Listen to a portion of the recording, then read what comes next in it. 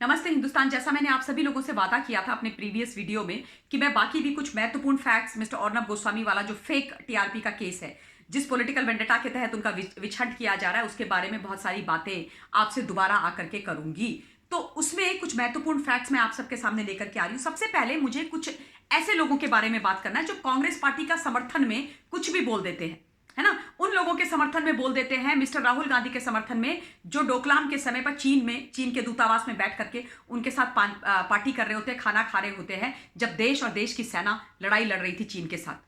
तो उनके पक्ष में खड़े हो जाते हैं, उनकी बातें और उनका महिमा मंडन करने लग जाते हैं। या जब 2008 में वो एमओयू साइन कर देते हैं चीन की लेफ्ट पार्टी के साथ, तो उसमें उनको कोई तकलीफ नजर नहीं आती। जब यूपीए के समय पर चीन अंदर घुस घुस करके भारत की जमीन लेता गया, उसमें उनको कोई प्रॉब्लम नजर नहीं आती है। लेकिन अब जब something big is going to happen, एक ऐसी लाइन मिस्टर अर्नब गोस्वामी के व्हाट्सएप चैट्स में से निकल जाती है, तो अपने प्राइम टाइम वाले शो में एकदम रिटोरिक, तमाशा, ड्रामा करने लग जाते हैं, क्योंकि इनको आदत है, धीमी गति के समाचार में जहर फैलाने की आदत है। और मैं बात कर रही हूं मिस्टर रवीश कुमार की, है ना। अब जिस तरीके की ये बात करते हैं कि यहां पर आकर के खड़े हो जाइए और आप डर नहीं लगेगा। देखिए ऐसा है, मैं ये बोलना चाहती हूं इन लोगों से, हिंदुस्तान की तमाम जनता की तरफ से, कि हिंदुस्तान की जनता को और मिस्टर अर्नब गोस्वामी को तो इस देश में कभी डर नहीं लगा, कभी डर नहीं लगा। जिस प्रकार का उनका पॉलिटिकल विछंट अभी किया जा रहा है, उसमें भी उनको डर नहीं लग रहा है, क्योंकि जनता सच के साथ खड़ी, जनता उनके साथ खड़ी, उन्होंने कुछ गलत नहीं किया, इसलिए वो डरते नहीं है, इसलिए वो लड़ रहे हैं। इसलिए बोला है कि राहुल गांधी को मैं कोर्ट में देखूंगा, राहुल गांधी को मैं कोर्ट में देखूंगा। लेकिन पिछले इतने वर्षों से डर तो आपको लग रहा है ना, इस देश के अंदर बहुत डर लग रहा है। सिक्योरिटी ले लेकर के तो ये पत्रकार महोदय घूमते हैं, इन्होंने कितना झूठ बोला है, इन्होंने क्या क्या कहानियां गढ़ी हैं, इन्होंने कितनी कंस्पिरेसी थ्योरीज इस देश के अंदर पेडल करी हैं। हिंदुस्तान इसको निकालिए। और एक खुला चैलेंज है पत्रकार महोदय को कि सारी की सारी अपनी व्हाट्सएप चैट्स निकालिए और उसके वो तो कई हजारों पेजेस में जाएगी, उसको पब्लिक डोमेन में डाल दो, उसको पब्लिक डोमेन में डाल दीजिए, और फिर निकल के आएगी सच्चाई, और दूध का दूध, पानी का पानी होगा। फिर पता चलेगा किस देश में कौन क्या करवा रहा है। हिम्मत है, ले सकते हैं इस चैलेंज को। निकालिए अपनी सारी व्हाट्सएप चैट्स, दिखाइए देश को, डालिए पब्लिक डोमेन के अंदर। ये जो तमाशा चल रहा है ना, ये नहीं चलेगा। ये अडानी अंबानी गाने वाले और अंबानी के पैसों में अपनी पूरा टीवी चैनल चलाने वाले, जिस चैनल से ये इतनी मोटी तनख्वाह लेते हैं, इतने सालों से इतनी मोटी तनख्वाह ले रहे हैं, वहां पैसा किस किस का लगा है, सेबी वाली पूरी कहानी आप निकालिएगा। मेरे यूट्यूब में पूरी वीडियो है, उसमें देखिए, जहां जहां मैंने एनडीटीवी लिखा है उसमें से निकाल के आप पढ़िए उसको, आपको पता चल जाएंगी सारी कहानियां। ये लोग आज ज्ञान देंगे।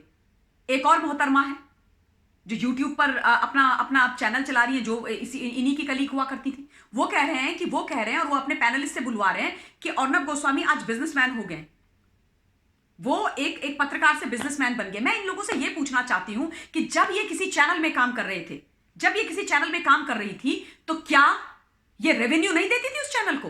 क्या ये उस चैनल का रेवेन्यू नहीं बढ़ाती थी? क्या उस चैनल ने इनसे रेवेन्यू जनरेशन की एक्सपेक्टेशंस नहीं करती? क्या ये इतनी मोटी तनख्वाह और पैकेज में उस चैनल पे नहीं थी?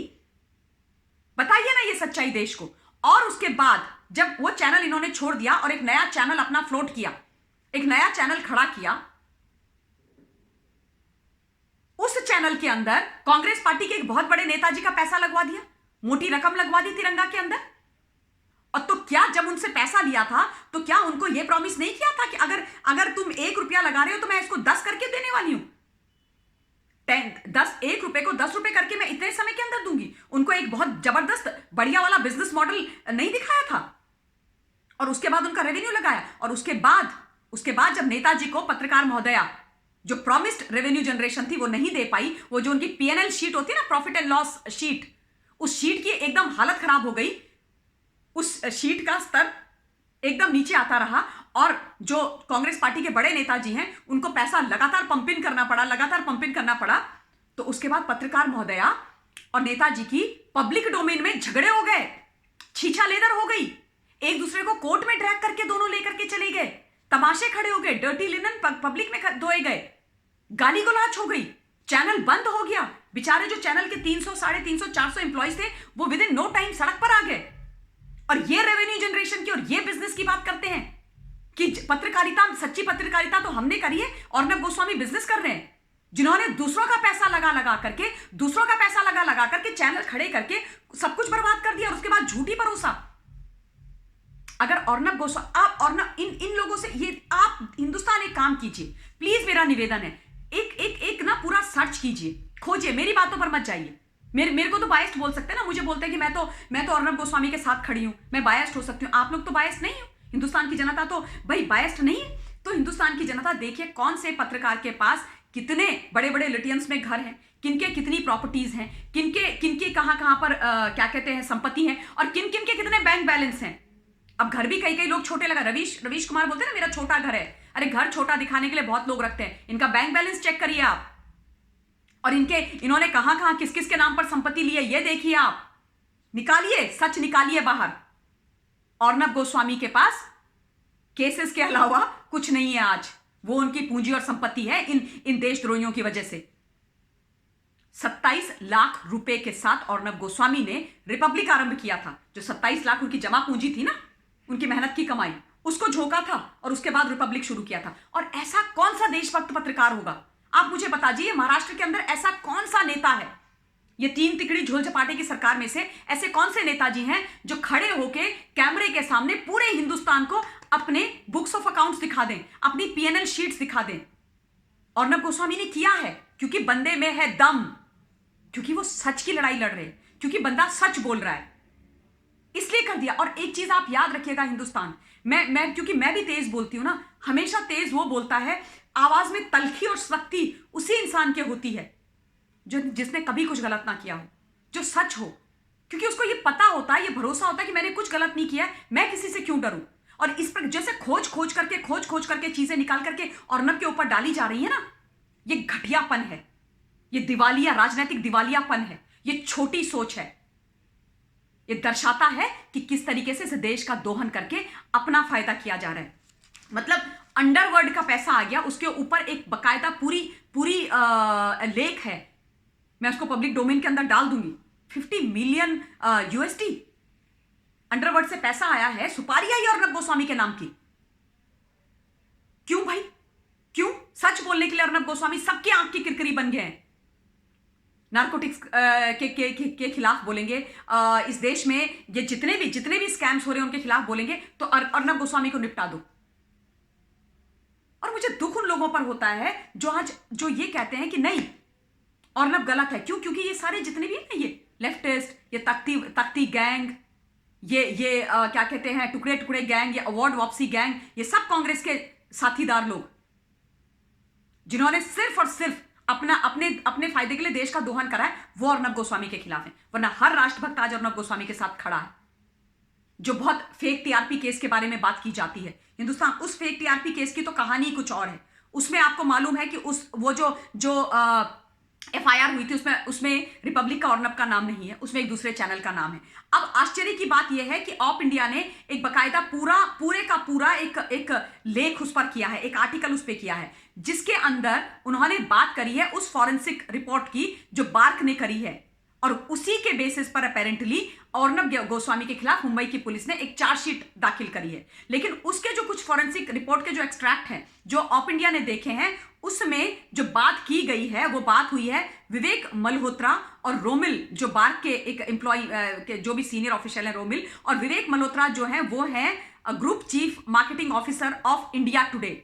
उनकी आपस में बात हुई थी 10 मई 2018 को, और प्रॉमिस किया जा रहा है कि किस प्रकार से आज तक को 2 नंबर से 1 नंबर पर लाया जाए, किस प्रकार से क्या कहते हैं एबीपी न्यूज को 3 पर रखा जाए। ये सारी चैट्स हैं, ये उसमें से निकल करके आ रही है सच्चाई। आप सोचो, ये 2016 में बात हो रही है, 26 अप्रैल 2016 को बात की गई है।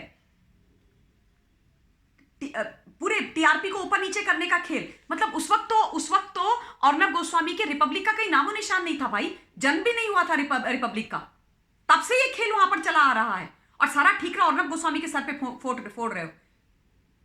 कितनी गंदी सोच, कितनी छोटी सोच है, ये गलत है। देखिए, ये ऑप इंडिया की रिपोर्ट है, इसको आप लोग जरूर पढ़िएगा। हमारा किसी चैनल से कोई दुश्मनाई नहीं है, कोई नाराजगी नहीं है, जो सच है मैं आपको वो पढ़ करके सुना रही हूं। लेकिन एक राष्ट्रभक्त सच्चे पत्रकार के साथ खड़े होना क्या हमारी जिम्मेदारी नहीं है? खड़ा तो होना ही पड़ेगा ना, सच तो बोलना पड़ेगा, वरना वरना अपने आप को कैसे जवाब देंगे? कल को अपनी आने वाली पीढ़ी को कैसे जवाब देंगे? ये अर्नब के कंधे पे रख करके बंदूक पे बंदूक चलाई जा रही है। देश की सरकार को खटखरे पे खड़ा किया जा रहा है। बालाकोट एयर स्ट्राइक के बारे में पता था। अरे ये कौन सी नई कहानी गढ़ करके ले आए हो भाई? ये नया भारत है। यहां पर ईंट का जवाब पत्थर से देना हमारे देश के आदरणीय प्रधानमंत्री जी को आता है। और पाकिस्तान के गीत गाना और चीन के गीत गाना और उनकी बी टीम का बनना बंद कीजिए आप लोग इस देश के अंदर। बिल्कुल पूरी तरीके से बंद कीजिए। नहीं चलेगा ये इस देश में, नहीं चलने दिया जाएगा, बिल्कुल भी नहीं चलने दिया जाएगा हिंदुस्तान। बाकी भी तमाम फैक्ट्स मैं आप सब लोगों के सामने लेकर के आऊंगी। मेरा आप सबसे सिर्फ यह निवेदन है, हमें सच का साथ देना है, सच के साथ खड़ा होना है। झूठ से हमें कभी नहीं डरना है, ना हम डरते हैं। आ देखें जरा किसमें कितना है दम। भारत माता की जय, वंदे मातरम। बहुत बहुत धन्यवाद। जय हिंद।